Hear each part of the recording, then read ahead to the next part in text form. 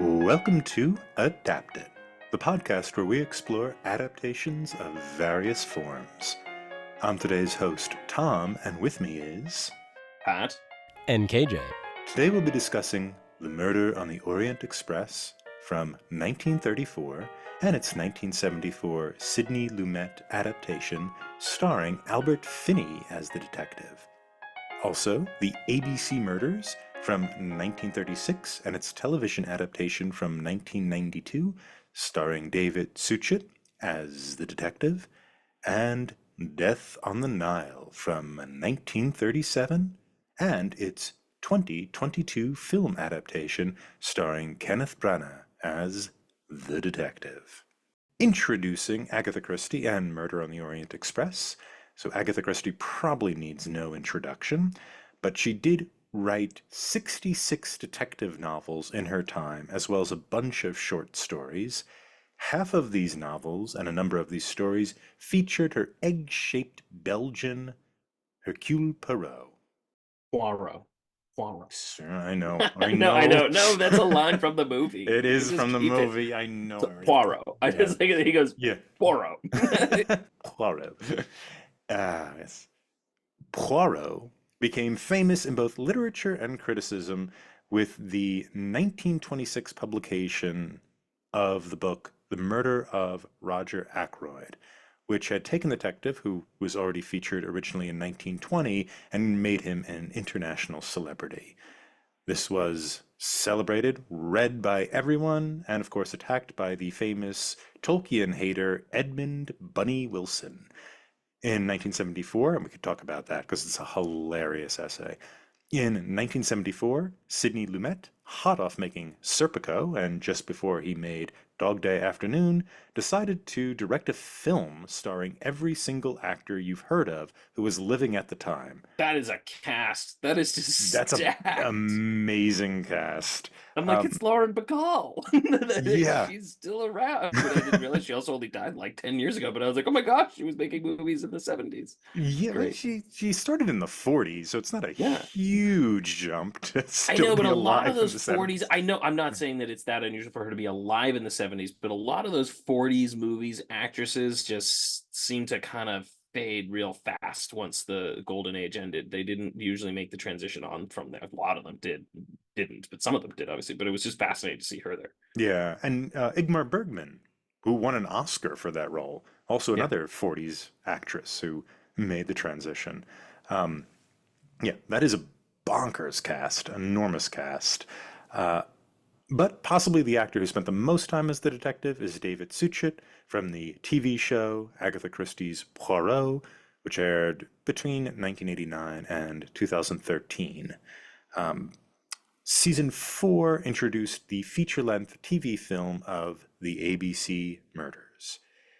Most recently, we have a collection of films from Kenneth Branagh, the famous Shakespeare actor, whose films Murder on the Orient Express from 2017, Death on the Nile from 2022, and A Haunting in Venice from 2023 feature him both directing and as Poirot. All right, so that is a lot to spit out there. So one thing I'm interested in, starting with the books and their connection to previous weeks where we've talked about mostly Sherlock Holmes. And I want to touch on a little bit the evolution from Holmes and other detectives like him, if we want to bring them up, to Poirot and Christie more generally. So how do we think Christie changes the model of the detective as well as that kind of mystery genre? And I have one thing I could say to start it off is we are beginning to introduce the psychological. And it's not entirely convincing because it's really more about the clues and about putting them together. And there is this sense that you really don't have with Sherlock Holmes of you can figure it out, yes, but there tends to be this stress Poirot places on determining what people are most likely to do. There's this kind of psychological element that's beginning to be brought in here. This is nowhere near Thomas Harris and The Silence of the Lambs or anything like that. It's not even in the same neighborhood. But it is, I think, a marked difference between Poirot and Miss Marple, her other famous detective, and someone like Dupin or Holmes. The other feature that I really like is we are no longer in the world of superheroes. Poirot is maybe not somebody we would like ourselves to be. He's not very physically interesting or impressive. He's a bit effete, but he is still the smartest person in the room. And so those are two of the things that I kind of took away. I guess also you're beginning to get that kind of puzzle idea that we're in a puzzle box and we have to figure that out. Well, with Holmes, as you mentioned, Pat, a few weeks ago, he's an adventurer. We're not necessarily on adventures anymore. Now we have a puzzle. And even if the space is exotic in which we have to solve the puzzle, that's more the stress than the exciting thing the detective has to do. So how about you guys? What were your kind of takeaways from the transformation between Holmes and Poirot? Yeah, I think I mean, the idea that yes, the puzzle mystery becomes the form of choice here. Like that is, I think that's definite. There's a lot of, and it's not just Christie. Christie sort of is riding that wave. There's a lot of them at this time, and some of them are fairly straightforward, and some of them are just wildly outlandish. If you've ever read the Hollow Man, is like the infamous example of that. It's like the how and a lot of them are how do we set up a scenario. Which oftentimes it's the locked door mystery is the most common way to do it, which is the first mystery. That's what Murders in the Rue Morgue is. Murders in the Rue Morgue, which Dupont is a locked door mystery. So he really sets that up is the idea of we have a mystery. No one's supposed to be able to get in this room. How did they get in there? How did they commit the murder? Although I don't think any of the ones we really did today were a locked door mystery. Although Murder in the Orient Express kind of is, but it's not really a question of how he got in the room. He got in the room through the other woman's other room. So it's not that's not as much of a question. But the that becomes a major element of it. And it's like how much can you give the reader to not to trick them so that they don't know what the answer is, but you have to give them enough so that then when they get to the answer, they can be like, "Oh, I should have got that." That's usually the way these things work. So Christie is really writing that. She's not inventing that genre. She's not coming up with it. And I don't think she's the first one to come up with the idea of the detective who's really, really good at what he does. Again, there's a lot of examples of that before Christie. But I think she does take Poirot, and I don't know exactly what it is about Poirot, and that, is an interesting question because there's been other detectives. Why is he so popular? I think part of it is sort of he's the foreigner amongst them and he sort of has some really quirky characteristics, and again he's Holmes has quirky characteristics but not the same way Poirot does. Nowadays, as we discussed last week with something like Sherlock, he's now gone into like wacky doodle land in terms of his sort of quirks that Poirot does have them, but Poirot's quirks are generally more grounded. Branagh kind of starts to go into a little bit of wacky doodle land with his Poirot. But Poirot does generally have he's got quirks. He's a little weird, but he's generally fairly grounded. So I'm not entirely so. I mean, there's certainly an evolution, and I do think the evolution is more on making sure the reader technically could solve the mystery. Most of Christie's stories, you technically could figure them out as you go along. Sometimes there's some absurd thing that you could never figure out, but usually you could figure it out as you go along. And Poirot, for whatever reason, becomes the main representative of that. And part of that is just the way Christie sort of sets up her scenarios, and she does a good job of letting him sort of figure them out. I like these. These are all isolated space mysteries. Well, not the ABC, excuse me, but Death on the Nile and Murder on the Orient Express. They're not locked room, but they're isolated spaces. I think cozy mystery, I think is sort of the Yes, which is why, yeah, they're cozy spaces or cozy mysteries, we're calling this. But there's still a clear game that's set up. Only these people are suspects. There's no guy from outside who's coming in. And one of them did it, and here are the clues. And by page 100, 120, you have everything you need to do that. It's a good point you make about the kind of quirkiness of Poirot compared to Holmes. Holmes does have them, but like you said, they're not as pronounced. And it seems almost like the eccentricities of Poirot are being put back into Holmes in the Sherlock show, where he has just this kind of like really odd, almost alien, almost other personality that Benedict Cumberbatch has made. I think what it is with Poirot, though, is he's avuncular. He's very, very kind to like his friend Hastings, and he kind of wants to set them up, Hastings and other people, in romantic relationships. He sees that as an opportunity, and he certainly is condescending, but he's condescending in the way an older relative is condescending, where you can kind of accept it because he's another generation. He's an older generation. When we first meet him in The Mysterious Affairs at Styles in 1920, he's an old man. He's in his 60s, right? By that point, he's retired.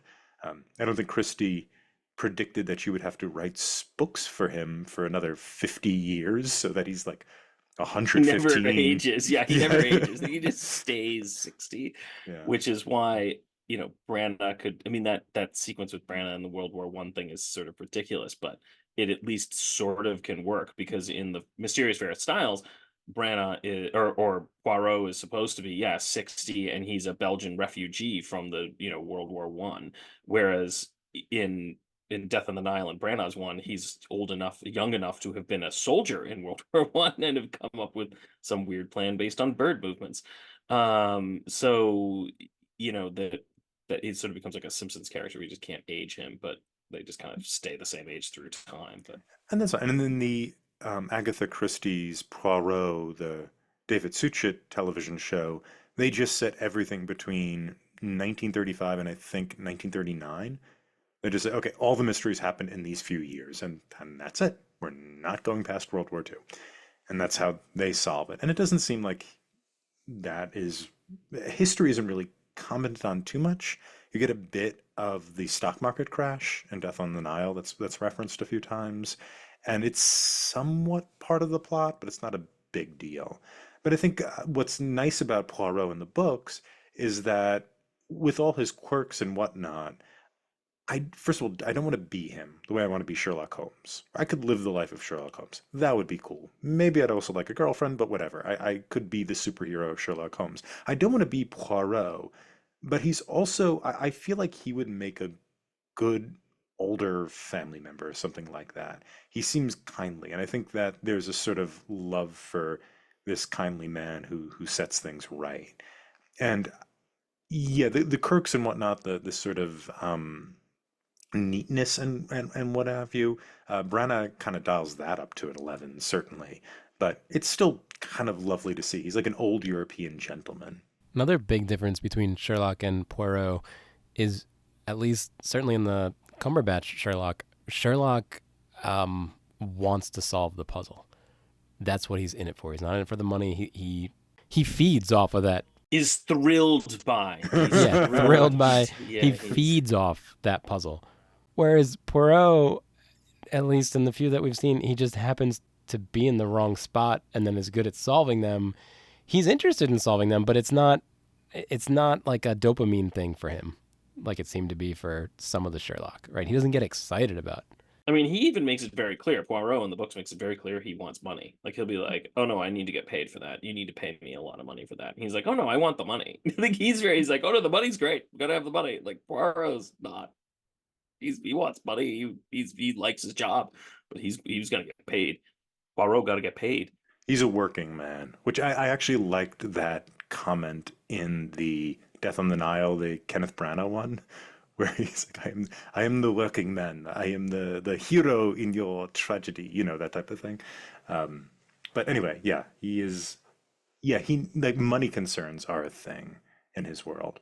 I don't know if that's an evolution, and maybe we'll know more later on in the season as money becomes more important for certain noirs. I'm assuming we're going to get to, right? All of a sudden, it's the secretary's like, "How are we going to pay rent this month?" Right? And all of a sudden, the money becomes the thing. Yeah, it's Philip Marlowe has to deal with those problems, as we'll say. I mean, the opening of the Maltese Falcon, and they say they're like, "Well, we didn't actually believe your story. We believed your $500." Yes. Like they say it very specifically, Yeah. like, we don't care if you're telling the truth or lying. As long as you give us money, we don't care. Like it's very blunt based on later ones that they are in it for the cash. Yeah. I was going to say there's another aspect that's particular to this generation of detective fiction, which is it's about people with money. That's not necessarily the case with Holmes. you see people with money interact with the underworld in noir and things like that, but it's typically about gangsters. It's about the underbelly. This really is about society, people with money. Not always. ABC is a little different. We see working class people there, but Death on the Nile.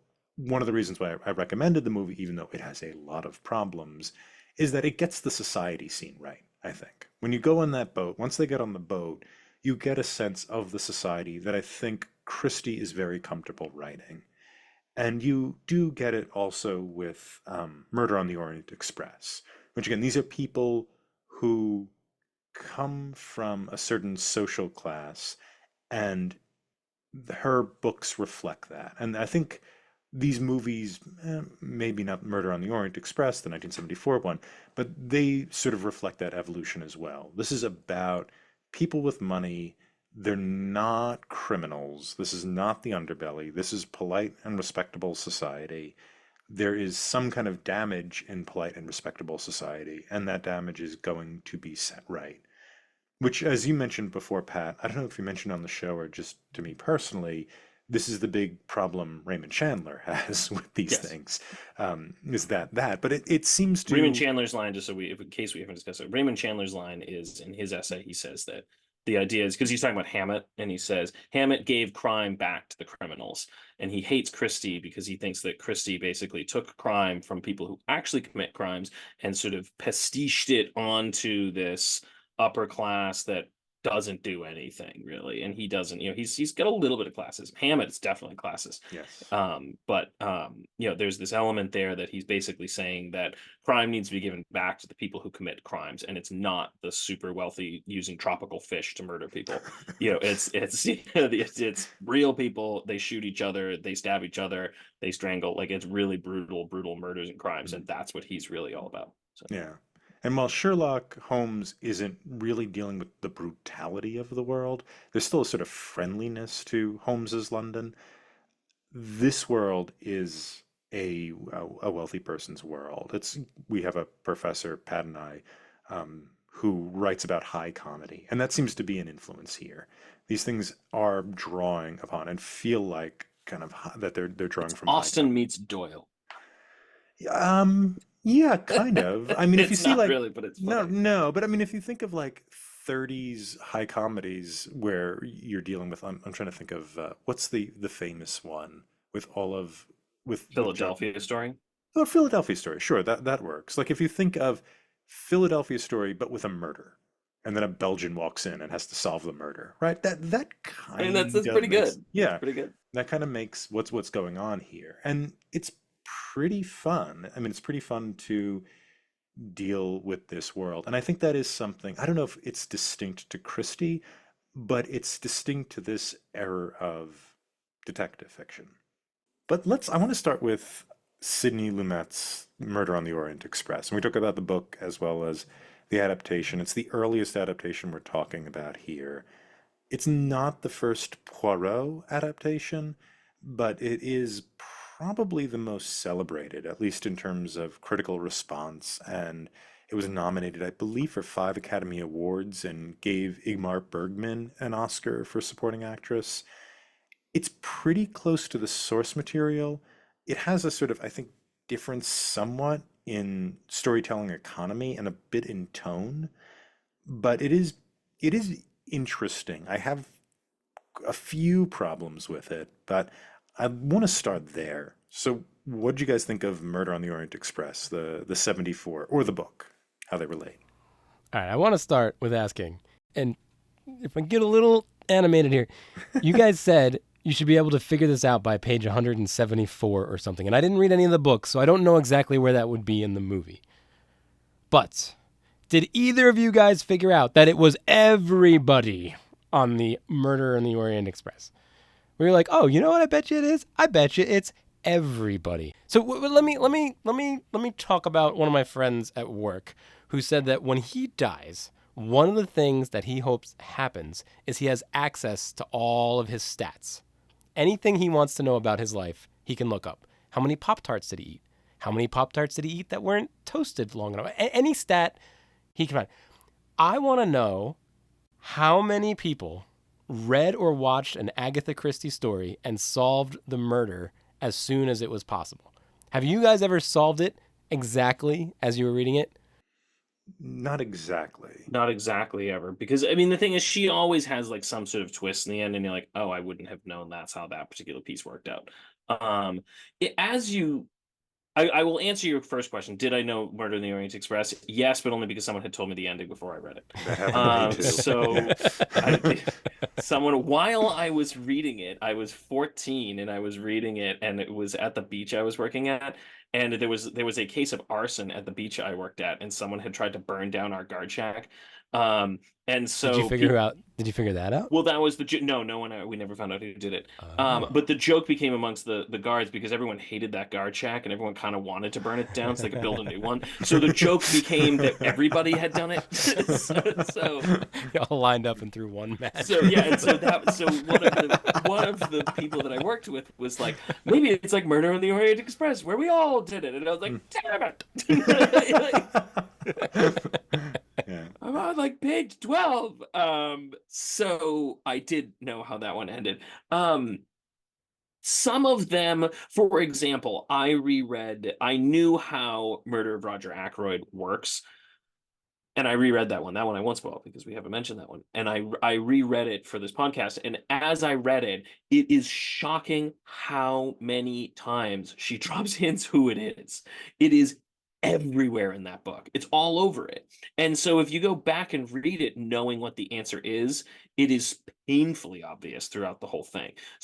But there is, I guarantee you that was the one that really made her name because the ending is so shocking that almost no one would have figured it out at the time. So that is one where it's like you sort of get to it and you're like, oh my gosh. And then you go back and you're like, she said it like 20 times. Like it's everywhere. But you just pass them over. And I think that's part of why she's really gifted, because she knows how to put her clues in there in a way that if you were to read it, you could really, you would figure it out. And again, even in this one, it sort of should have been obvious. Like when they're saying very early that there are 12 stab wounds and you're counting up that there's 12 people on the train, you probably could and you're like, and they actually say, I think in the book, it's a little more obvious because they say like some of the wounds were inflicted after death.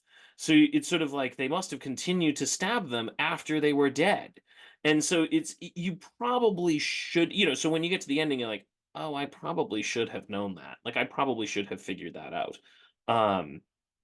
So there's enough there that usually you can piece it together. And other ones, like I was rewatching Mysterious Affair at Styles, and I was pretty sure I was listening to it. I listened to that one on Audible, and I was pretty sure. I'm like pretty sure I got it, but I didn't have the exact details of how it works out. So in the movie, I don't know if you could figure it out, but if you rewatch it knowing how it ends, you probably are like, oh, there were a number of clues that I could have.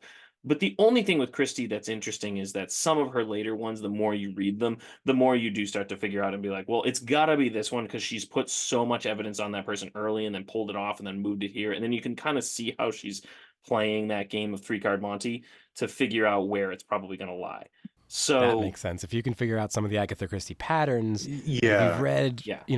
40 of the 60, then you can start to, that makes sense. And that I can see being enjoyable. But I will Yeah. say that it is true that if you go back, and again, I can't say for certain with some of these, but if you go back knowing what it is, some of them you're shocked that you didn't figure it out because she dropped so many hints. So, and she is pretty good at that. She's pretty clever at that. I'm not sure in movies that works as well. I don't know how many movies people ever figure out who the murderer is at the end of a movie because movies move so fast. There's no ability to sort of pause and give people time to consider, but maybe they do. My dad supposedly figured out Usual Suspects before it ended, so Oh. he claims he did. Yeah. Mr. Gavin. He claims he got to the end, and I remember he was watching with my brothers, and he got to the end, and when he starts walking down the sidewalk, he was like, "I knew it, I knew it." So whether that's true, don't know, but Yeah. With Christie too, she's using economy to give clues. So they're not just standard clues, but if somebody is talking, this is something on the Orient Express, if somebody is talking about their daughter a lot, that matters. There's not a lot of superfluous things in Christie. If somebody mentions Somebody Somebody mentions a mentions they spent habit. some time in Australia. You're like, oh, look, anybody else mentions Australia, they're I got somehow to linked. connect They're that. gonna Yeah, connect that. yeah, yeah. That's the thing. So it's not just there's some clues where you can't get like the. I think the watch actually Poirot knew the watch in the dead man's pocket was fake because there's a watch place to hang it. And why would he put it in his pocket when there's a place to hang the watch? Things like that you're probably not going to get, but that's not the clues you're looking for. You're looking for economy. You're looking to say, okay, everything everybody mentions matters. Outside of Poirot, Poirot can have his quirks and whatever, and they don't really matter very much. But except enjoying the character and what have you. And this is where I think literary critics and what have you, get upset because there isn't a lot of character development because that's not her concern. Her concern is presenting you a type of clue. Not a fingerprint or a pipe cleaner or whatever. Even though she has a pipe cleaner in this one, but it's a type of clue which is we're not developing characters. They are saying things as part of the puzzle, and that's the rhythm you have to get used to. I think even your point though about the pipe cleaner is still actually valid because that's sort of the joke that when he goes in the room he says there are too many clues in this room. Yeah, And he says that in the book too because and it's sort of like the pipe cleaner is a perfect example. Everyone's constant and they make the joke in the ABC murders too. Everyone's always looking for the fingerprint and the ash, and she sort of is clearly she's making fun of Sherlock Holmes there with the ash thing. That that everyone's looking for this physical thing that's they're looking getting for dropped everywhere tobacco and ash, tobacco ash, and she's looking, the pipe cleaner and the the smashed watch, and there was a whole bunch of other stuff in there, and all of those are red herrings dropped by people to sort of leave clues for the people that aren't the clever ones, not for Poirot. He sees through them. That's sort of her point, I think, in a lot of those. That to be said, she does have clues all the time. So there's you have to just sort of know which ones she thinks are important versus which ones she thinks are meant to be red herrings to lead you in the wrong direction. but even the red herrings there, the pipe cleaner, the napkin or the handkerchief rather, they're all there to throw guilt or innocence upon someone else. So that's the whole idea of the 12. They check each other, so everybody has an alibi by by the murder and what have you. So even as they're they're red herrings that are practical because if you follow the red herrings, they make everyone innocent, and you know that's what this group of 12 is doing for everyone. But what did you guys think of the movie? Well, when I was watching it, I had just watched Death on the Nile. I watched them back to back, so I thought of the Simpsons line where and basically I was like, "This is just like Death of a Nile, only on a train instead of a boat." Just one of my favorite Millhouse lines when they're on the bus and it's like speeding down, and he goes, "This is like Speed 2, only on a bus instead of a boat." Because it's essentially just the same movie It's on the a same. train instead of a boat. Mhm. So, it's like a very similar thing where she kind of locks people in a room in a space together and sort of makes one of them the murderer. I mean, I liked it. I agree. I guess I say I agree because Tom has already expressed his disdain for Albert Finney's performance. So I think he kind of goes a little over the top. It's a little muggy. It's a little shouty at times. Um, I think in some ways he gets Poirot, especially in the beginning. He sort of gets why people like this guy, even though he's sort of weird and quirky. I don't get why anybody likes Branagh's Poirot. We haven't really got there yet, but like why these like women are like falling in love with him, being like, "You need to find a woman." I'm like, why? He seems like this man does not seem like Whereas the Finney's, I think, really gets this idea of like why people like him. Like he does seem like probably the most fun Poirot. He seems like the Poirot you would like to. He's drinking all, he's having like absinthe at some point. Like he seems to be a guy that would have a good meal. It has a good drink. He's gonna have fun. He's like he does seem like a person who would enjoy himself. So I kind of got that aspect, and I like that aspect of Poirot. And I do. I mean, there's so many good actors in there. It does have an absolutely stacked cast, and I kind of liked. I mean, I'm shocked how they got the filming to work very well in such a tight space and to make it feel very claustrophobic. I kind of like the cinematography and the filming of it. I think it was a fun movie that way.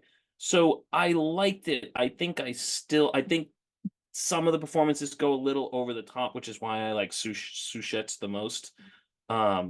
But overall, I think it's good. I think it's got issues, but I do think it's an interesting for how stacked that cast is. How about you, KJ?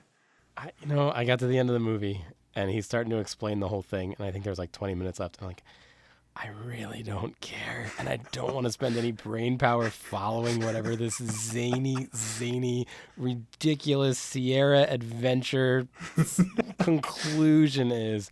I was not a fan of Murder on the Orient Express. But was the American guy the guy from the trial, Mr. McQueen? Yes. Was he okay? Anthony Perkins, yeah. Anthony Perkins. He also stabbed somebody famously, but I don't think we're going to be doing really? that. No. In Psycho, he's the He's the psycho dude. Yeah. Oh, phew. That was why Not when in he real started life. talking about his mother, I'm like, oh my gosh, he's back to his mother. he's got a type. The ABC murder one, it was also kind of like, oh, I can't believe we're sitting through this. But they were making a lot of like letter jokes. Like they show a plane at one time and it says Bexhill is so Bonnie. Like I don't really know that you could use Bonnie that way, but so I don't know. I think I grew up.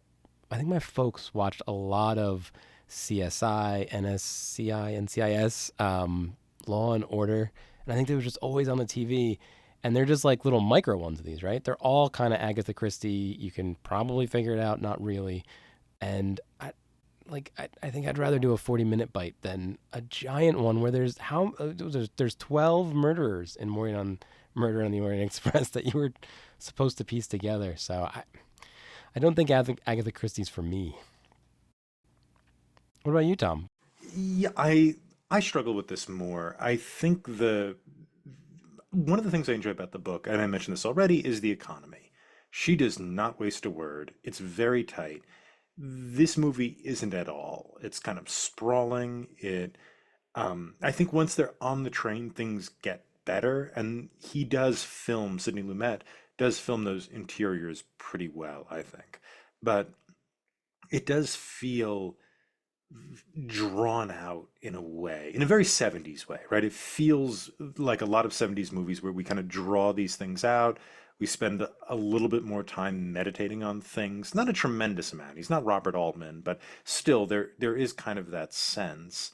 And I found Albert Finney's performance very, very alienating. I understand what you're saying. He's much more of an epicure in this than in the books. In the books, he is a person who has fine taste. In this movie, you seem like, as you're saying, Pat, he drinks absinthe. He's a lot of fun. He enjoys pleasures and what have you, which is fine. I kind of like that. What I didn't like was the vocal choices are very, very grating. He doesn't do a lot of vocal variety, and there's just a lot of screaming, which He's very shouty. he's I will very agree. shouty. He's very shouty. And I think it's more than just that. It just kind of drives He's my the least character. favorite, probably. But as Poirot, he's not totally Poirot. Like, he's not really who he is. He still seems like he's got a fun person, but that's not really who Poirot is. No, and which is fine. You don't have to be slavishly attached to the source material, but Poirot I find it enjoyable to spend time with him, right? Even though he's more of a collection of quirks than a human being, I still enjoy his company, so to speak. With Finney, though, he's so abrasive in the way he deals with the people he's questioning, and his physical choices are, I find, very strange. Like he's playing it like the Hunchback of Notre Dame. I mean, I thought he was shoulder going. I up. thought he was trying to go for like the Tramp almost. He was trying to go for like a Charlie Chaplin Tramp kind of thing almost. Oh, is that what you I got don't out know. of That's it? what I got. I Yeah. thought he was going for that kind of like, Mhm. the sort of gangly, but he can't do it because he's not Charlie Chaplin. But that was what I thought he was going for with the physical choices. Maybe. I thought he was just trying to be different, and I just found it kind of very, very alienating. And I didn't want to spend time with this person. He seemed genuinely creepy. And that's a huge problem because he's our connection to this world. He's the person who's guiding us through, right? He's our leader as an audience. So that I found really difficult. Well, this, by the way, might be a little bit of the problem not quite the problem, but is the thing I was talking about last week, which is that in literature, one of the reasons that you often have a sidekick, it's the reason you have the Captain Hastings, the Holmes, the whatever the dude is with um in the post, or I can't remember what his name is. I never have a name, but those narrators are there because they're supposed to be like normal, and they help you with your sort of filtering the weird, detective guy through that lens. And you don't need that in the movie, and so perhaps that might explain some of the reasons why sometimes they could come across as odd, because you don't have the filter of the narrator that you sort of do identify with. You're just stuck directly with the oddity of the detective. But I didn't find the other two Poirots alienating. And we have problems, I think, I both of found us. Branagh. I found Branagh, but I mean, I like Suchik, but Yeah, I find Branagh a little problematic. But I do too, but I don't find him alienating. I don't find him like this like weird other thing. I think the problem with Branagh's is that he's like weepy, and also I agree with you. I don't get why there's this female interest in him. There's no real justification for this. But he's still I think he's still perfectly acceptable as a guide in some way. And I just found Albert Finney's performance really, really kind of strange and distancing. And I found a lot in the movie to have that effect as well. I think when they dramatized the stabbing scene, where you that see was all weird. That that was was weird. Yeah. weird. That was from a different movie. It was this, they had this blue light on, and they had this kind of ritual thing. It gets a little overly dramatic, and it feels like a horror movie, and the music is all wrong. I think another problem I have is I love Lauren Bacall. She is miscast. I mean, I adore her. I even love looking at her face. I think she just has this amazing, I don't even mean in a lascivious way. I think she just has an amazing face to look at. I love hearing her talk. That is not who that character is. And you see what it is in the book, which is she's this woman who's constantly, constantly, constantly talking. She's just one of these middle-aged women who are just going on and on and on and on and on. And Poirot has to sort of shut her up as he's interviewing her, because she goes on and on and on and on and on and about her daughter. And Bacall just has too much of this sort of, Charm. yeah, charm and like dignity, and she just can't be this frumpy middle-aged housewife. She just can't. That's not who this woman is or ever will be. And even though what's revealed is that she's actually not. She is this brilliant actress who's charmed everyone, or convinced everyone that she's this housewife type. Um, Yet it's pretty clear that Bacall isn't capturing that, and I think she's kind of miscast in the role. You also have like Jacqueline Bisset is in it, who has nothing to do. I mean, she's this very famous French actress who's she might have 5 lines. She plays the Hungarian's wife, the actual daughter. Um, and then Igmar Bergman they change a little bit with Igmar Bergman. She becomes a missionary, her character, which is not the case in the book, which is fine. It doesn't matter one way or another. But she has this performance that's really captivating, and she won an Oscar for it. But it also feels like it's from a different movie, right? It's this very sort of careful, like methody type of performance with these very careful vocal choices, which all ring as very, very realistic. But again, it just feels like it's from a different movie. Meanwhile, you also have Sean Connery and Vanessa Redgrave, who I think are great in it. I love them as a couple, and I just love Sean Connery whenever he does anything whatsoever. I mean, I could watch the man, paint a fence, but I think the two of them Not are really anymore. good. No, No, no, not anymore. I think the two of them also had really good chemistry. I love Vanessa Redgrave's little wink she gives to him as she's walking in for the interview. I think that stuff I really liked, and there's some comedy there. Like I loved how Dr. Constantine was constantly saying, "He did it. He did it. She did it. She definitely did it." Like that comedy really worked well. Was it comedy, or were those the clues Pat was talking about? All we had to do was listen to that dude and we would Yeah, have had the answer. yeah, yeah. But I think for me, the movie's kind of a mess for that reason. I mean, I think my favorite thing about it was I like the use of space. I do like the claustrophobic feeling that it creates. And I mean, and again, I don't like Finney's performance. I agree. Some of his like, you kind of get, you almost get like a Joker Mhm. feeling, like, Yeah. this Harvey Dent, or like Harvey Dent or something. Like he had a little bit of a weird quality to him. But I liked the space. I liked kind of the interaction. And I mean, I don't know, maybe that was the point, that all of these characters don't fit together. They're all just thrown together by happenstance of working in the same household, and their lives fell apart and now they're back here again. I don't think that's actually what's going on, but hey, I don't think that was intentional. But I didn't dislike the movie, I guess, as much as you did. And maybe that's just because I like Murder in the Orient Express, but that would be that. ABC Murders is her 1930s book, 34, I think it is. And this adaptation we're looking at was the David Suchet. So this is from the fourth season of his television show, which I think ran for 13 seasons or something like that. And at the beginning and sometimes at the end of the season, they would have a full length movie. And so the ABC Murders was the first episode in season four. And so it's a 90-minute television movie.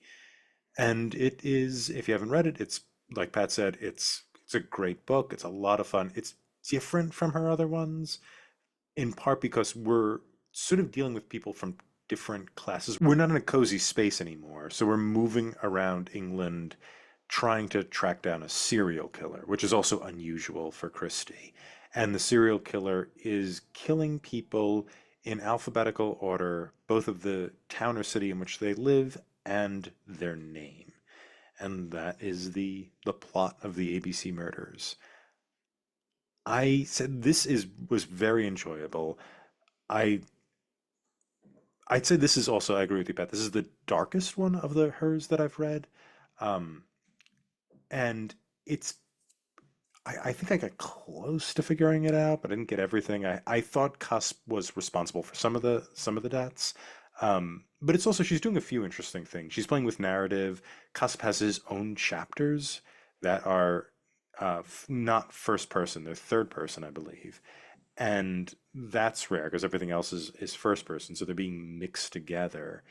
And it is, yeah, kind of a creepy thing, especially since you have the belief that there's a madman. And typically in Christie, at least in the ones I've read, we don't deal with madmen. We deal with people who are mercenary or angry about love or trying to get revenge or something like that. There's usually a sensibility. Now, it turns out there's a sensibility here as well. That's what we uncover. But the idea that you're now in a serial killer, crazy person territory is unsettling and different. And the fact that they have to move around so much in order to find it creates a sense of tension that's different from Murder on the Orient Express. It's sort of almost the opposite, where murder, it's compression. The whole thing's about compression. We're tied in there. We can't move. It's a small compartment. There's snow everywhere. Um, and that's the fun of it. Here, it's the murder can evolve anywhere, and we have to run and go from hours and hours on a train from place to place in order to find the murderer. And so there's this kind of sense of oh God, this guy can be anywhere, killing anyone at any time. And so it has this opposite feel from Murder on the Orient Express, and it's a lot of fun. But the adaptation, so the television adaptation is your standard television adaptation. It's overlit. The sets look like they're quickly I love that. I grabbed. never thought of that. It's overlit. It is, right? I It's mean, just, you're right. yeah. I never would have used that adjective, but it's Oh, true. It's yeah. totally true. Yeah, that's how television looks because like we just don't have time. We have to get this done. Just put lights everywhere so we don't have to, we don't have to set them up twice or thrice. And so it doesn't look good because these television shows they don't really have an aesthetic style. What you're there for is really the main actor, David Suchet. That's why I think people turn into these and why there's been 13 seasons of this guy playing this character because he sort of gets the character in a way that's a balance, I think, between the ridiculous idiosyncratic characteristics that Poirot has and also the fact that this is a human being and it's grounded. And David Suchet has a real good balance there. He's playing this character far more grounded. And I think that's why people tune into this, even people like us who read the book already and know what's going to happen. Okay, I have a few questions. Is that all right if we go through a few questions about? Okay, it is almost exactly like the book. There's very little change. Yes. in the book, do you get a POV from the, I'll call him the murderer? Yes. Mhm. Alexander Bonaparte Cust. Yes. Yeah, From played almost by. like the 5th page of the book. Yes. Yeah, Okay, it's so sometimes it's from Poirot's POV, and sometimes it's from. Hastings. Yeah, Hastings is the one narrating it, but Yeah, he's Okay. Oh, so okay. Hastings is the guy that's staying at Poirot's house. yeah, Yes. he's like Poirot's buddy, Poirot's he's buddy. he's the Watson. He's the Watson of Mhm. the story. He's is right. There Hastings. is a Yeah. Watson's one. So my other question is, did his house ever get done? They did not resolve that in the movie. He's staying with Poirot because they're getting in like Oh. some upgrade or addition on his. They just needed. All to I wanted to justify know the why whole Hastings time was was- there. Yeah. I don't remember. For all we It's know, the same Hastings is reason still why living I there. think there's a sequence where Watson ends up moving back in with Holmes because like the his Watson's wife is away or something like that, and so they move him back in. It's just a way to get Hastings back with Poirot because Hastings has left to go to South America for a while, so now they have to justify why he's staying with Poirot again. Yeah, I don't remember then- if they fix his house or whatever it is. Was that Jonathan Pryce playing the quote unquote murderer? No, it isn't. Because otherwise, he's been old for a long time. That is not Jonathan Pryce. No, I looked him up, and he's been in a number. Now I forget his name and what other works he's done, but I have his IMDb over here. But no, it isn't. It isn't Jonathan Pryce. But no, you do get from the very beginning. It's like the 5th page of the book. There starts setting up Alexander Bonaparte Cust as the murderer. Like it's very clear. Like from the day, it's like, and then he put the things in his bag and he prepared to go to whatever it is, Ashland or whatever he's going. And it's they're setting it up to make you think it's him throughout the whole thing. Yeah, Donald Sumter. I've heard that name before.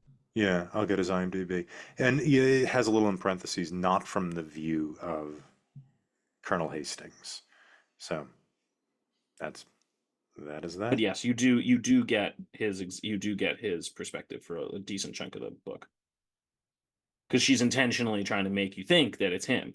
Oh, he's in Game of Thrones.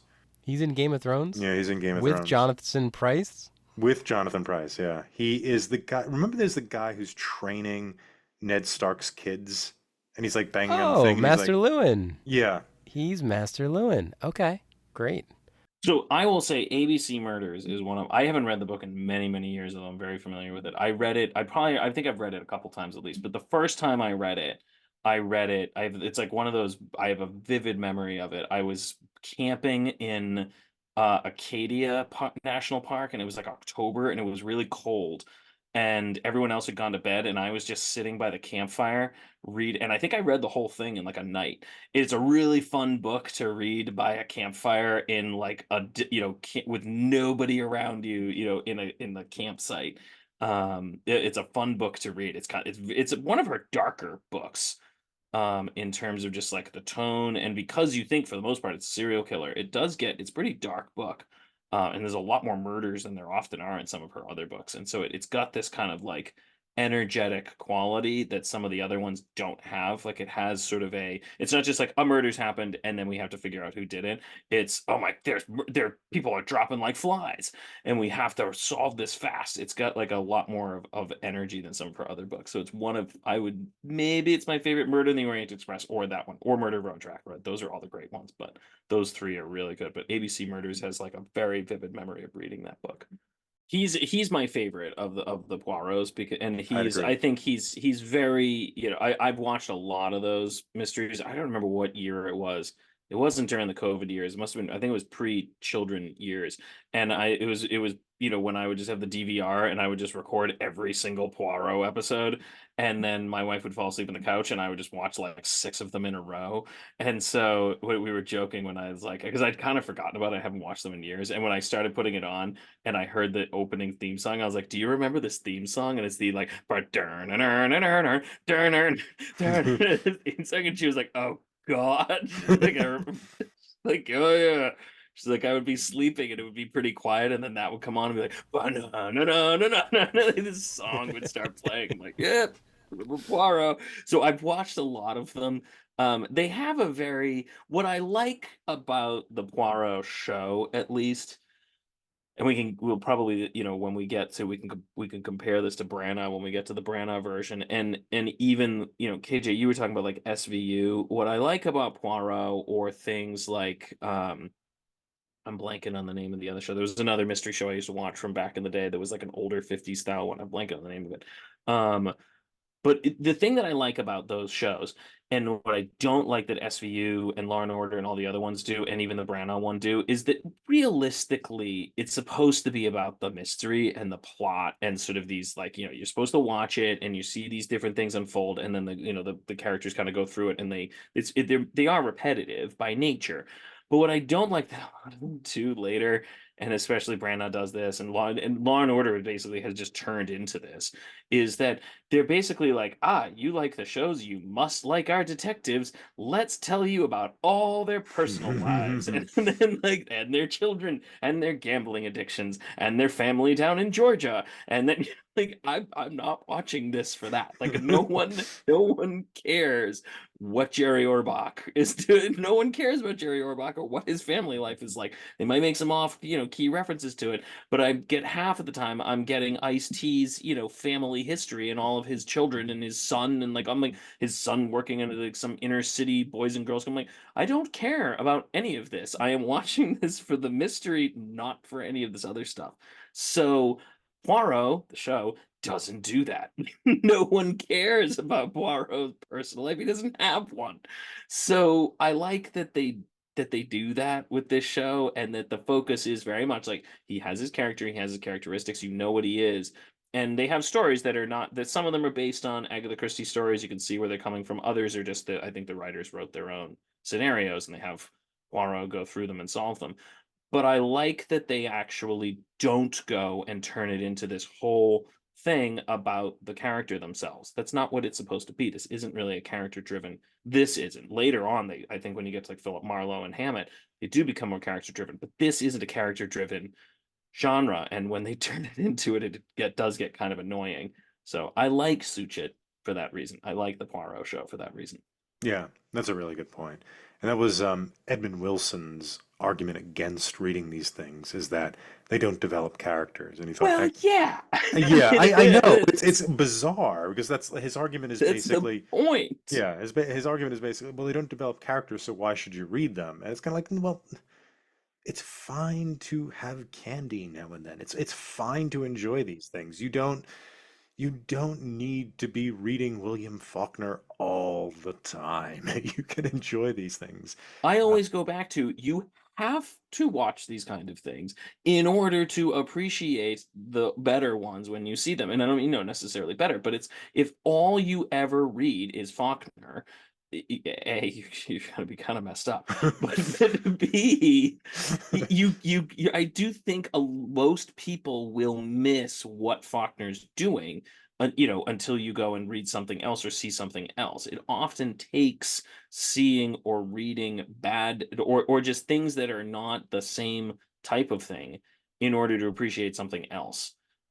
It's the same reason why I didn't mind doing that Fast and the Furious episode we did years and years ago, and I'm like, oh my gosh, this movie is terrible, but it's fun. Like it's just mm, stupid fun. It mm. makes no sense. And then you go and watch like a really well-made movie, and you go, wow, what a difference. Like it does, and I'm not like the other ones are fun. I don't want to watch a really bad movie. It's still fun, and so I don't want to eat bad food, but eating McDonald's every so often does make me appreciate my own cooking. Like it's that sort of thing where you have to have the contrast in order to really appreciate it. So I have no problems with that kind of like, nope, don't need character, not here for that. Not interested. But I also think there's value in these things in and of themselves, not just merely in their existence in contrast to like high art or something like that. I do think like these well-made popular stuff, popular pulp or what have you, actually does have a lot of value and does have a certain thing to. I mean, there's a sort of like we don't have to go like lit crit theory type thing to look at it. There is aesthetic value in these things, in the well-made ones. And I think there is aesthetic value in, Murder on the Orient Express. It's not profound, but there is something about the wisdom of masses. A lot of people have read this, and though I know it's a faulty argument to say, well, 3 million people or 50 million people can't be wrong. Of course they can. It's one of the top 10 books of all time in terms Yeah, of I its selling. I know. think it's the number 6 selling book of all time. I think it's And Then There Were None. But Mhm. these books are wildly popular. Yeah, and to just dismiss them because they're not really leaning on character, they're leaning on plot construction is really kind of myopic, I think. I've said this before, but I think the thing that's really surprising and lovely about Christie is this sort of economy. I mean, you're dealing with prose that don't waste space, and that in itself has a lot of value. And I think that's one of the reasons why people are attracted to it. And I think it's one of the reasons why, we don't like, at least Pat and I haven't heard from you, KJ, yet, don't like the Branagh version, which is like it's got all this other stuff going on that you don't like, that you just mentioned, Pat, with other, Jerry Orbach's family history or Ice-T's family history or whatnot. I know what happened to Jerry Orbach's eyes, but I don't need to know anything else. But Is that a reference anyone got? I did not get it. No. Really?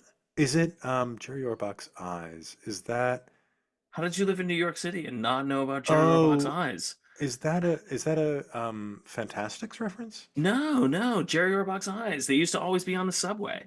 They would have these Oh, really? giant subway ads, and they would say, Jerry Orbach donated his eyes when he died. And it would be, it was like, so someone, basically be like, someone is walking around with Jerry Orbach's eyes, and it would be like, you should be an organ donor too. But it was everywhere, and it would just have like Jerry Orbach's face staring at you, and it would just I be don't his eyes. It'd be remember that. like, When Jerry was Orbach that? donated his eyes to Maybe to help two someone. lucky New Yorkers or Hmm. something like that. It Yeah. was like the They didn't creators. go to the same person. That's what someone was trying to. It said to two lucky New Yorkers or to two New Yorkers or something. Somebody has his left eye. So someone Somebody has else his has eyes. his. Yeah. Yeah. There's some comedian who has a whole thing joking about that, where he says like, I'm gonna be walking down the street someday and just see someone look at me and be like, "There's one of them." Like, I see it. But there used to be this whole thing. But I used to remember like seeing Jerry Orbach's eyes just staring at you. Would be like just the time. It would be like Jerry Orbach donated his eyes. Oh. So I've always joked about. So Jerry Orbach. So I know where Jerry Orbach's eyes are, but I don't need to know about that character's. Like yeah. Anyway, I did not know that. When was that? When did he die? no idea. The ads were there in like 2008 to 2010, maybe. Oh, I was there. Huh. Yeah. I don't know how I missed it. You got to But pay more attention I to the have New to York pay. subway ads. I need to. I sort of reading a Some book. of them were quite edifying. Oh, no. All right. Yeah.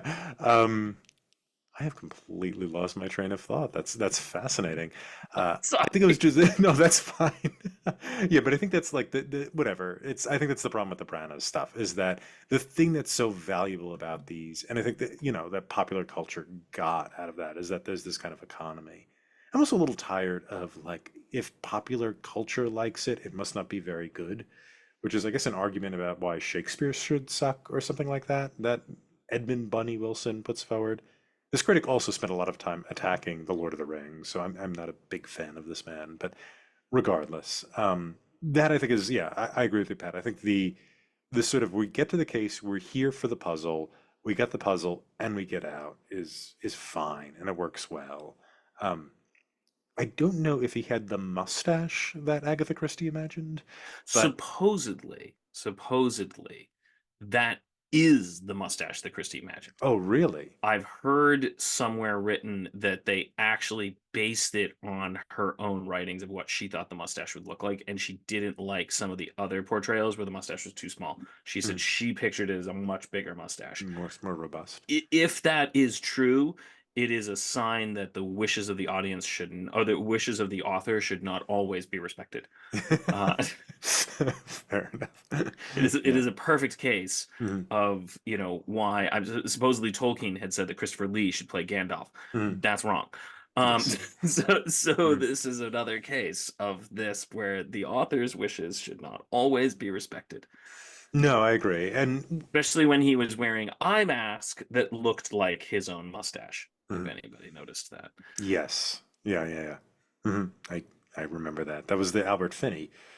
Oh, was that the Albert Finney I one? think it's the Or Albert must they Finney blended one. together? Yeah. But either way, it was stupid. Hmm? Yeah, Either way, it regardless. was. Either I way, it think we was. see him. Do we see him going to sleep? I don't remember. But No, no, no. Finney. No, I know what you're talking about. Finney oh, puts he has the a mask mustache over his thing. mustache. Mhm. Branagh has an eye mask that is a duplicate of his mustache on his Oh, eyes. okay. I missed that in time. I must have not zoned out probably at that point. My eye mask, now that I'm thinking about it, it's Jerry Ibrock's There we eyes. go. There we That's where go. they went. I was on the subway and they were handing them out. Like, here's a free eye mask. Yeah. But I enjoyed it. I don't think it's this like aesthetically thrilling thing. Um, because I said it was Bob Fosse meets Agatha Christie, especially that opening dance number. oh, we're talking about Branagh, Oh, Death on the sorry. I thought we Nile. moved on to the Yeah, random. we can Yeah. move on to Death on the Nile. Of these three books, I think this was my least favorite, which is, not saying too much because those are probably Murder on the Orient Express and ABC are up there with her best novels. Um, I don't know if this was my least favorite adaptation. I really struggled with the 74 one, but I really struggled with this one. I struggle with this a lot, and there's parts of it I liked.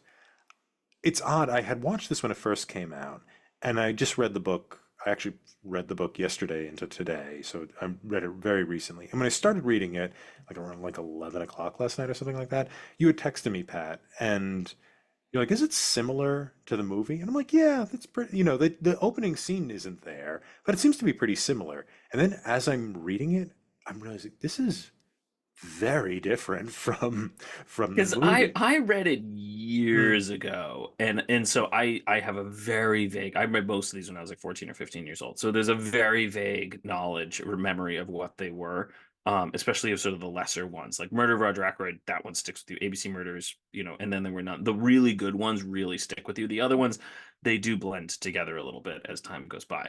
But Death on the Nile, I didn't really remember. And watching this, I'm like, it just felt like so much was grafted on externally. And I'm like, I don't remember this, but there's no way this feels very Christie-y. It it really doesn't. And what had, the mistake I had made, saying, "Oh yeah, it's similar," was they take elements of the initial characters and reconstruct them in certain ways. And one example is the two women who one is a communist but very rich and likes rich things, and then her sort of servant who turns out to be her lover. Um, it in the book, that's one character who's a sort of communist, but he turns out not to be. Um, and apparently, they put these two women in because they're a famous comedy duo, and so they just okay, we'll take out him and put them in together, and then they made them gay because it's 2022. And I think it speaks to, and they did that with a number of things. Like Russell Brand's character is a collection of a character that is mentioned but doesn't appear in the book, and a doctor who is in the book but doesn't really have that much to do. So they just turned him Well, into she the, has to have a doctor because someone has to say how people died and when they yeah. died. So there's always a doctor They amongst need a them. Yeah. doctor, but this guy, I guess, is also the former boyfriend of the main character. So, which also seemed very unconvincing that these people would be in love at any point at all, or even, share friendly words.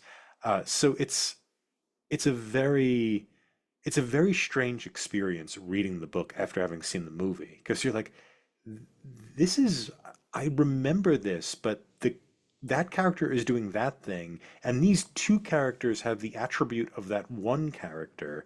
It's very, very strange. And one of the people who gets killed in the book is a novelist who in the movie has been turned into a jazz singer and a love partner to Poirot, or a potential love partner to Poirot, who in the book is just an author who's losing her fame. Her books are not as popular anymore. And so she ends up just getting killed. There's no kind of romantic connection. And yet and she has a son, and yet they have a character from another Poirot novel as an annoying little man with his mother there. And so you're like, oh, yeah, that's the mother son thing. Oh, wait, that's a different character than the other character. And the jazz singer was the mother in the book, but now she's in a different. So it's really, really weird reading that book as you're watching the movie or reading them and watching it close together because they just took all of these kind of character elements, they took them off of the characters in the book and sort of like mixed them up in a salt shaker and just threw them out, and whatever came out is what they went with for whatever reason. And so it's a bizarre experience. Like even the people who die are different for the most part. One of the people who dies is different. The other two are the same. So this is my this is my issue. This is true of a lot of sort of period pieces, this happens a lot with this kind of story when someone's taking a movie that's been done before and they're sort of remaking it now. Because, and I don't know if the issue is just that like Branagh's sort of like, well, I'm sure Death on the Nile has been made before and many Poirot stories have been made before, so why am I going to do it again? And there's almost this notion of like, well, I'm going to sort of modernize it, which maybe works, but there's just a lot of things which I mean, if you know 1920s English society, some of that stuff just makes absolutely no sense. Like there's just some stuff where I'm like, none of this makes even like gibberishy sense. You're taking, you might as well have, this is sort of like the kilts, the Braveheart people wearing kilts. Like they didn't wear that. Yeah. Someone was like, this would be like showing, ancient Romans wearing medieval armor. Like it's just sort of like some of this is just like you've taken cultural values from a time period and stuck them in here because modernity has those values, but you've grafted them onto another time period where they just feel fake. And it feels like you just grafted them on there in order to make a point to a modern audience. So it's sort of like, well, that's weird. It's just like it's just a weird feeling to it, and it just doesn't feel like quite like it works. If you're gonna do that, just set it. If they had just taken Death on the Nile and sort of set it in the modern day, which you couldn't really do because that doesn't really work as well. But you could do something like that and set it in the modern day and just move Poirot to the modernity. Then fine, you could get away with a lot of the other stuff in there. But doing this to a period piece just doesn't work. It just feels like you wanted to make a point and you grafted those things on there. So I find that bothersome. I also just, yeah, I mean, there's sort of this insecurity about a modern. This is where I feel like they disrespect the audience. There's sort of a feeling of insecurity about a modern audience where it's sort of like, well, how can we have a movie where we don't have like, basically sex? We have to have them grinding, and basically banging underneath the statues of Amun Ra, and we have to have them, these basically like it's, as I said, it's like Bob Fosse. We have to have like a Bob Fosse modern dance jazz number. At the beginning, I'm like, the jazz music is fine, but the dancing, I'm like, man, I don't think they would have been allowing that kind of dance. On like it just sort of is like I find it weird that it's almost disrespect they have, that they're like, well, we can't show this to a modern audience. They can't watch this without us sort of modernizing it and putting modern sort of cynical spins on stuff and putting modern values into this thing. Otherwise, it's just we can't make a period piece. You can't do it anymore. I'm like, it just feels fake. It just feels disrespectful to the audience. Yeah, the whole I agree with that entirely.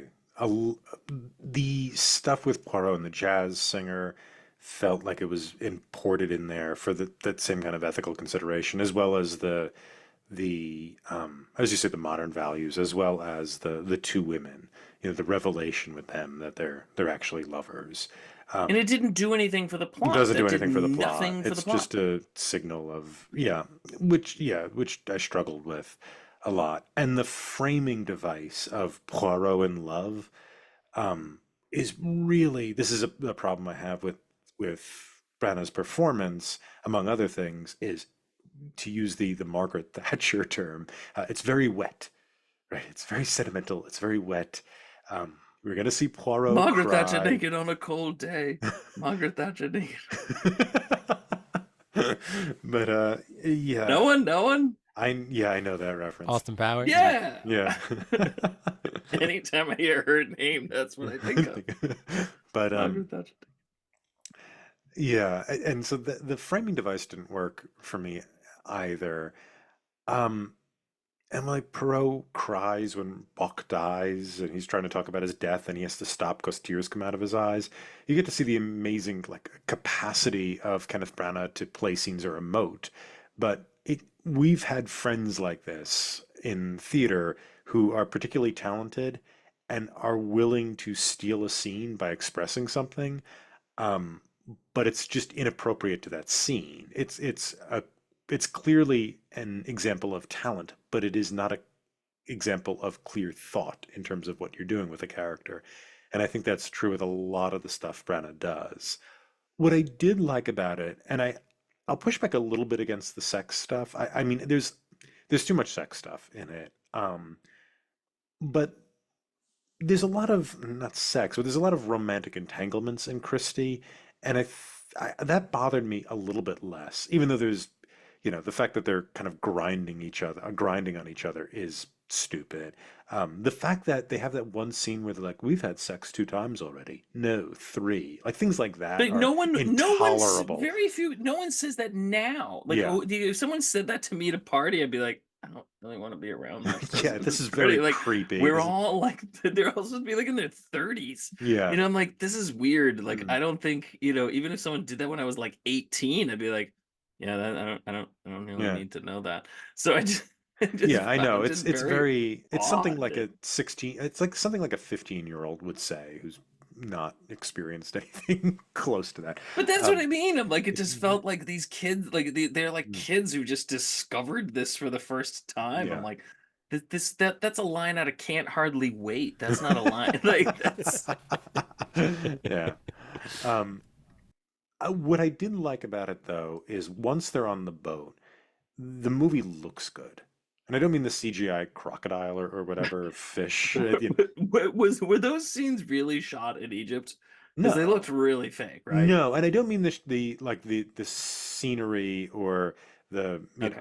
on the I Nile. And couldn't tell whether that was actually just fake CGI it or whether looks that was like fake modern, CGI. like high def film. Yeah. Where I was like, is this just high def where my eyes actually don't see that way, or is this fake CGI? I think Like it's either fake way, CGI. It yeah, I looks was like like, either crap. way, Yeah. it looks wrong, but I can't tell why Why? it looks wrong.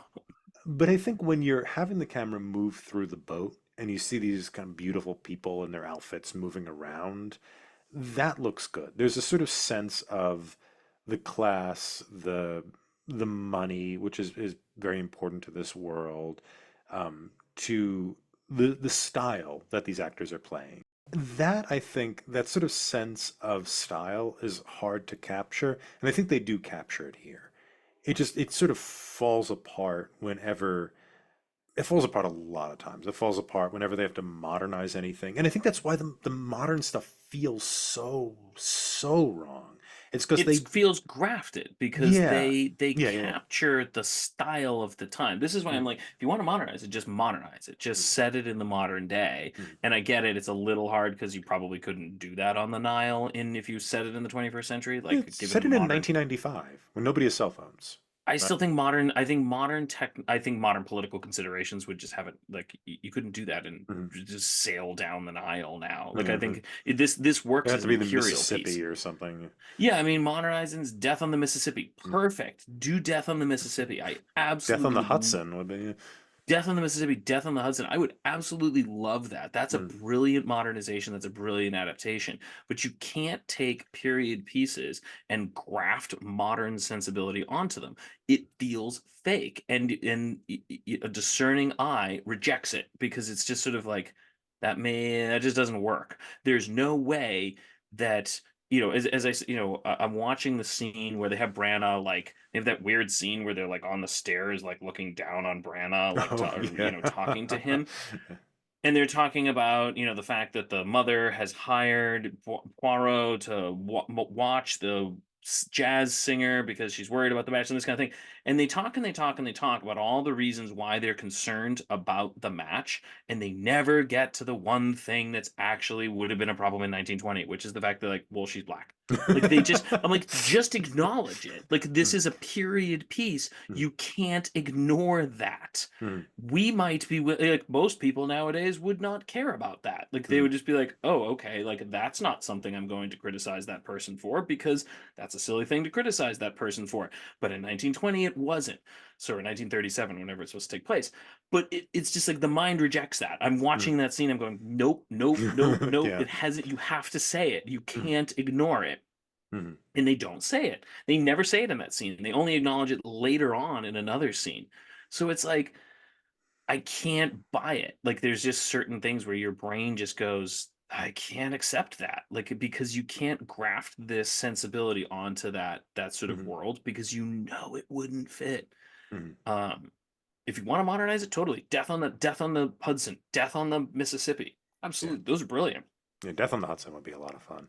That'd be really fun. I Yeah. think that's a really good book. Yeah. It's a really good movie. And Mhm. it fits everything. You could do everything that Branagh did. And you can even make it sort of jazzy age.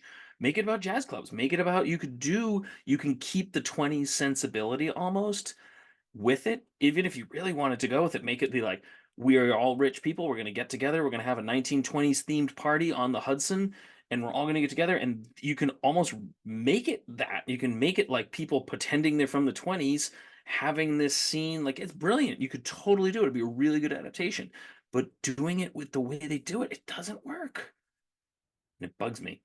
Yeah, yeah, it bugs me too. And you're right. I had that same kind of reaction to those characters. That it's just this circumstance is not.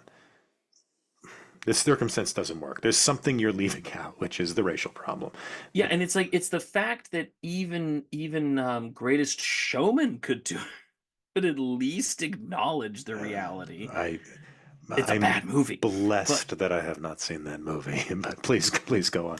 please don't. But even that one has its issues with, like, an interracial couple, but it actually at least acknowledges it. You know, there's an acknowledgement of the situation that would have existed in, I don't know what that year that movie's supposed to take place, but that there's an acknowledgement of the problem as a period piece. So it's just like, as a period piece, though, you have to be honest, or as a period piece, or you reject it. You Hmm. can't. You just can't quite get it. If you're Hmm. going to do it, it has to be acknowledged that, hey, this would have been a problem at that time. You can't just gloss it. It Hmm. doesn't work.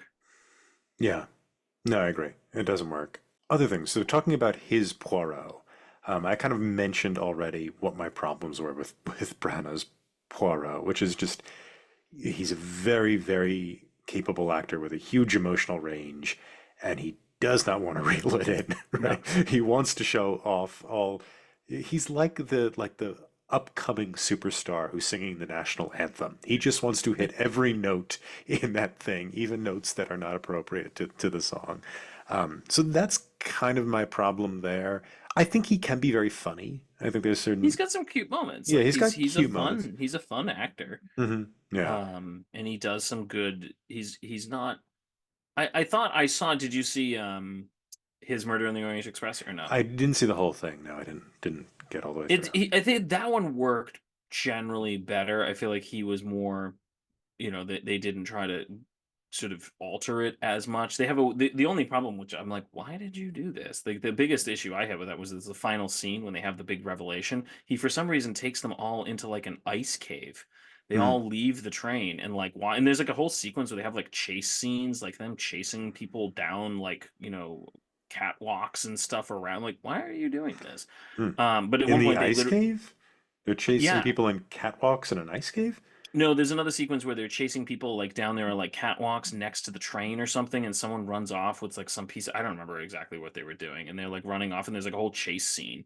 Like, why did you do this? Like, this completely doesn't add. And then later on, at the end of it, they all are like, he makes them all leave the train, go to some giant ice cave, and then has the like, you all did it, and then has that big scene. Instead of Hmm. having it like in a car, he has it in a giant cave where they're like sitting at a table in a giant ice cave That has a or table in some. it? Yeah, there was a table from what I remember, but I don't Oh. remember. Again, it was just sort of like, why are you all here? Like Huh. none of Hmm. this makes any sense. So it's just I find the things that they feel I don't know. Why do they feel the need to do that? I Why do they haven't. feel the need that like these things need like a chase scene in the middle? Like they're very rarely in Christie. Why is it here? It just doesn't make any sense. It's sort of like they watched the Robert Downey Jr. Sherlock Holmes thing and were like, let's do that with Poirot. I'm like, what? It doesn't work. Yeah. I think it's just the yeah, it's a problem of modernization is that what what they see as modernizing is speed, excitement, CGI explosions, that type of thing, as opposed to just setting and dialogue and character. You just update the characters and you could keep the same pace in the same circumstances. There seems to be a tendency with modernizing things to kind of tech it more, that there's more just kind of technical exploitation they could use, not exploitation, technical expertise they could use so the thing can just look better. Right. And Death on the Nile, despite the bad It looks CGI nice. or Looks nice, yeah, yeah. and it's going to look more smooth than the 1974 film. Right. Even, regardless of what you think of which movie's better, probably the 74 is better than I'd rather watch that again than the Death on the Nile. There's a sort of gloss to it. And that seems to be kind of the problem with modernization. Like movies in the 70s aren't particularly glossy. They're actually kind of messy, which I think is one of the problems of the 74 Murder on the Orient Express, right? It's a little messy. It's a little long, which works really well for some movies, doesn't work really well for others. Um, but everything's just so kind of tight and Well, that's why a lot exciting of and 30s movies. That's why exploding. a lot of 30s movies work, I think, Mhm. when you do that kind of stuff with them, because 30s movies do tend to be fairly, as you would say, economic. They tend to Mhm. um they tend to have scenes that just kind of clip, clip, clip, clip, clip, clip, clip, and sometimes they're Mhm. too economic. Sort of be like, huh, that sequence didn't make sense. I think we just missed some Mhm. transition there. Mhm. But you sort of just go, well, okay, fine, and you kind of move on. And I get it. You can't quite do it that way nowadays. Mhm. But it's not as if like I watch Maltese Falcon. I don't think there's very little in there where I'd be like, you probably needed to let that breathe. Mhm. They sort of knew the way to make those kind of paces work. Mhm. Um, so yeah, I don't know.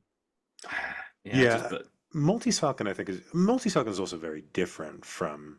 I no, and mean, I guess that's sort of what I mean. yeah, Actually, it's not a good example, but yeah, multi. I mean, we'll multi. get. Mhm. So yeah, I don't know. So I think that's one of the problems with modernization is that there's this sort of idea of excitement that the thing needs to be very, very exciting, and you already have the characters there, and you can't really. If you make something exciting, you don't have time to develop the characters. And the and so what you have to take from the original, I guess, is subtract some plot out from it. And so then you have a chase sequence, I guess, on catwalks or something, as opposed to something else. Or you have them humping each other in an ancient tomb instead of, an interview where you develop or learn about one of these characters, which what Death on the Nile is. It's just a lot of interviews. It's similar to, Murder on the Orient But it's Express. interesting that Murder in the Orient Express does that reasonably well. I mean, it is just a That's series all of the interviews. movie is. The movie's Yeah, just interviews, and it's fine. I mean, that's not my problem with the 74 film, is no. that there's just too many interviews. It's I just found Finney And intolerable. I guess it's just like, the issue would ultimately be if you took that movie and you had to go modernize it, you had to go adapt it to today. What are you doing other than refilming the same movie Hmm. with different actors, doing that weird thing they did with Psycho with Yeah. Vince Ugh. Vaughn? It's sort of like, Mhm. what What's the else are you point? doing other than doing that? Yeah. And so you have to, I think there's a feeling that you have to justify it Hmm. either with new technology or a modern pacing or a modern social sort of Social problem thing social injected. problem kind of thing. Mhm. And it's just sort of like, but then just make a new movie. Yeah, and I think that question for justification kind of makes sense. Like, why are we doing this? I mean, I remember when we studied directing back in the day, the directing teacher would tell you, the professor we both had would say you have to come up with a reason why you're doing this mounting of it. Like, what's your take on this? What's the new original thing? And he did a lot of Shakespeare. Unfortunately, Shakespeare modernizes really, really well. You can set that stuff anywhere, and it mostly works. Um, or it's not the modernization that will be the problem typically, probably with some exceptions. Um, but Well, it's when the modernization is a gimmick, then it mm, doesn't work. then When it the, doesn't. if Mm. then it doesn't work. But if the modernization does really reveal a legitimate aspect of the original piece, and you're right, Shakespeare tends to do that fairly well. Poirot doesn't. So, and again, although Poirot actually, again, I think It actually Poirot probably could. I could. think you could do Poirot, and this is why I say you could do it. And I guess that's the thing is like if you take, and maybe Shakespeare were too far removed from it, that Mm. if you just reset a real Shakespeare play back in the time of Richard III, and you just kind of altered it to, and again, you just changed the dialogue and a bunch of the characters around and made it sort of a modern slapdash play. Yeah, I guess it could just feel like Braveheart, but it's sort of, you can do it. It sort Mm. of works because we're too far removed for our sort of conscious minds to reject it. If you're Scottish and you know your Scottish history, you know how stupid Braveheart was from a historical perspective. But most of us have no idea on what the problems are with it. Mm. So is the problem maybe just our relative sort of Knowledge. knowledge of Yeah. it? Well, what you're talking about with it feels grafted is based on knowledge. Yeah, and Right? so In is that the 300 issue? years, somebody's looking at this, they might not even know that, oh, okay, the 30s was a time when white people and black people couldn't get married. They could in the 80s. And, it'd be like the difference between the 70, I think for most people, the difference between, let's say, the 1730s and 1780s are negligible. They No, have no negligible, yeah. idea. And then, 25th century audience or whatnot might feel the same way. Yeah, I mean, Um, there's a comic I've seen online where it has somebody and it's like in 2000 years and they're showing like a play and they just show a bunch of people being like, "Forsooth, bejive me, hearties, let us go onto our blog and write." They're like, no one's going to know. Like, no one knows the difference between 2000 speak and 1500 speak 2000 years from now. They're gonna have no idea. yeah, It's just gonna sound the average all person isn't. equally Mhm. old. Yeah, it's gonna all sound equally old fashioned. Yeah, it's when you watch the Kate Blanchett version of Queen Elizabeth, and it's bizarre. The soundtrack is all Mozart. Like the entire soundtrack is Mozart, and you see her like dancing, and it's her first coming to power. So it's like Because they all 1560 sound it or just like sounds old. 1550s. Yeah, and you're like, this is This would be closer like to us than it was to her. What that is would be like having Jefferson doing hip hop. It's just like I mean literally. that? Well, yeah, That would be like we that Jefferson that did happen breakdancing. recently. I know, I guess that's true. Yeah. But that was known, that's true. That's But that but was that's the known. that's the thing. That's the take that he's doing. Yeah, and that's different because that was not meant to be a period piece. Yeah. That was No. meant to be, and that's clever. He's doing a clever thing. But if you were actually trying to portray, and that's, I guess, the biggest problem with Death on the Nile, it's trying to portray itself with a level of verisimilitude Hmm. that is betrayed over and over and over Hmm. again. So if you're doing an actual piece on Thomas Jefferson, not, which again, the what's that thing Hamilton. called? Hamilton. That's a clever thing. That's a clever take on it. That's a clever adaptation of history. But if you're doing a real period piece about Thomas Jefferson and then having breakdance in there, well, then it's like this is just gibberish. So doing a piece on, Elizabeth I and putting Mozart in there is like these are separated by a lot of time. And yet for most people it's not They're gibberish. never going to notice They're it. not gonna, Yeah. and the movie won its Oscars or was nominated for its Oscars, and people thought it was this brilliant, blah blah blah. Because I think it gets to that point of that comic you were mentioning, that there is a certain distance where weird graphs are simply acceptable to a general public. I just don't think we're there yet with Death Well, on I the don't know. Nile. Maybe many people are. Maybe we're just old. I don't know. Maybe a Maybe, yeah, younger we've lived. generation doesn't notice the sort of um dissonance there. Yeah, or they celebrate it as a correction. I feel like that would be more the instinct of the younger generation. Maybe, Would be maybe, like yeah. this is a necessary correction, Which is which just, again, that has its own problems. that has a lot of Then problems. don't make it a period piece. Then Mhm, just don't make it that. Like, mhm. again, if they modernized it flat out, or they made it a stylized, clear that it was a stylized piece of the 20s, then I'd be like, it's fine. Which again, this is why maybe I don't mind it as much in Greatest Showman, because Greatest Showman is clearly a stylized piece. It is not purporting to truly be a representation of the time period. It is a stylized piece, and so it's sort of playing with history and sort of social agenda doesn't bother me as much. It's not a good movie, but it doesn't feel as false as the film goes, Yeah. because it's not a period piece. It's a Mm. stylized musical, Yeah. like Moulin Rouge or something. Yeah, which is also or Which is Pennies from also not Heaven. good, but still, Yeah, but it's it's still also it's not your good. But point. There's like there isn't this. It's the problem of I guess of realism in this instance. But you could go the other way. I mean, did you see The King? Netflix The King? is that the one with the Timothy Chalamet? no, is that the one that won all the Oscars, where he had the speech impediment? And No, no, no. That's The King's Speech. Actually, that's not bad. I was gonna say, I was like, I didn't hate that. So The King is a version of Shakespeare where they're not modernizing, but they're trying to make it more realistic in the sense of how an audience would buy a 15th century king, 16th century, 15th century king. 15th. Yeah, 15th century king and what that would actually look like. And Shakespeare's words, I guess they're assuming, would not be realistic because they're not They're really not stylized supposed to speech. be. Yeah. And it's baffling and weird and annoying and you just don't they miss everything about the characters and it's this effort to be more realistic that sort of sucks the life out of that story and that story is just even though it's not historically accurate probably certainly the writing of it is at least Shakespeare's writing um, that's the kind of version we preserve as true in some way, that's the depiction we want.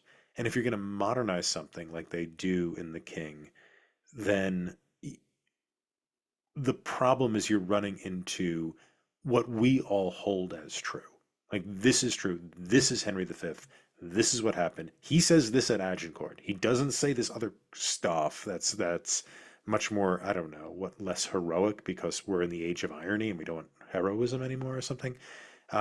And I think that's also something you have to respect with modernization is yeah, there's this history you have to respect, but there's also this sort of audience's internal map that they have placed upon history. And you sort of have to dance with both the map and the actual thing the map is supposed to depict.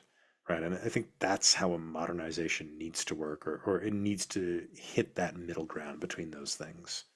If you enjoyed these Poirot murders and are looking for more adaptations of Christie's most famous detective, check out Alibi from 1931, The Alphabet Murders from 1965, starring Tony Randall, of all people.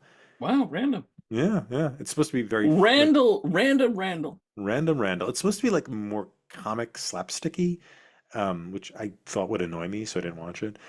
Three films with Peter Ustinov playing the characters sometime between 1978 and 88, as well as three television films he starred in, as well as three films starring Japanese actor Mansai Nomura between 2015 and 2021, and last but not least, John Malkovich in the 2018 ABC Murders.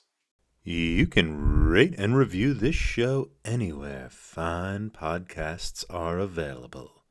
For those viewing in YouTube land, if you haven't already, please like this video, subscribe to the Talking Studios channel for all our exciting content, and follow us on social media at Talking Studios. Check out other shows by Talking Studios, including Talking Pictures Trivia, where we explore movies through trivia, Keep Making Movies, where we explore micro-budget films, Limited Lexicon, where we play through text-based adventure games, and Get the Point, where we slowly reveal a movie poster and try to guess which movie poster it is. Got a question for us? Call the Talking Studios hotline at 201-467-8679 and leave a message. It may be featured on a future episode.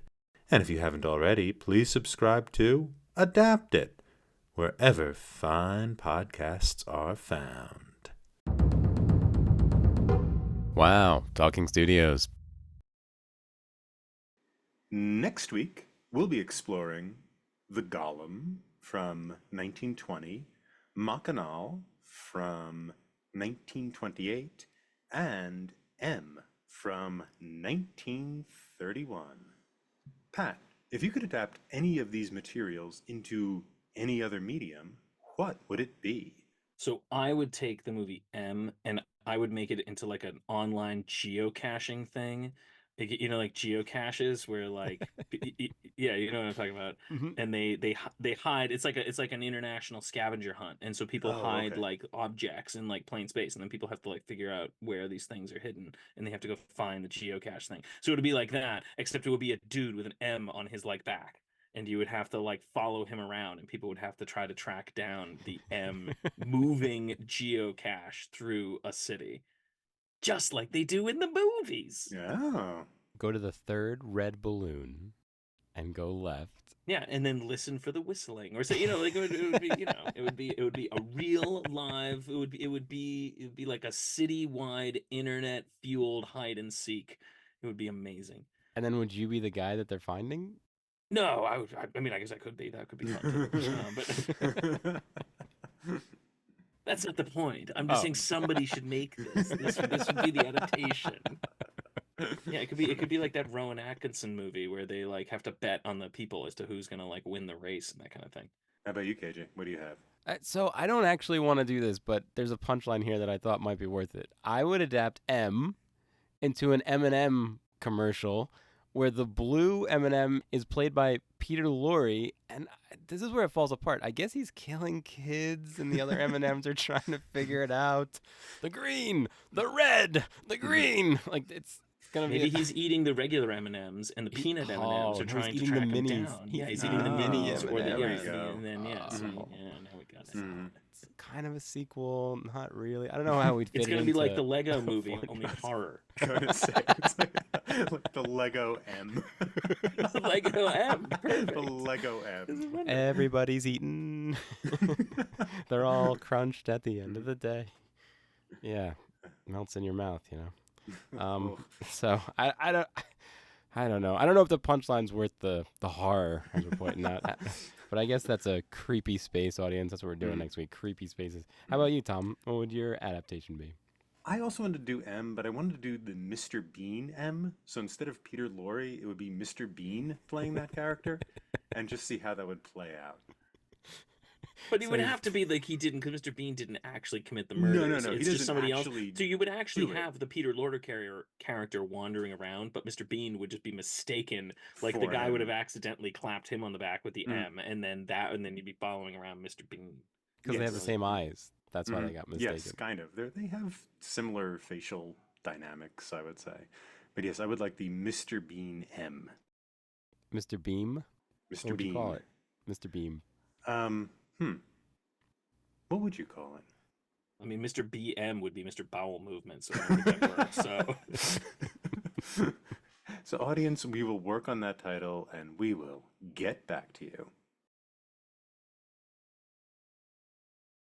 you're muted. No, I know. I'm practicing my Elmo voice. Oh, excuse me, sorry. It's okay. Wow, It's not I bad. will still love you. that's really good. Thank you. I just. Kind of creepy. All right, no, save it. Use it.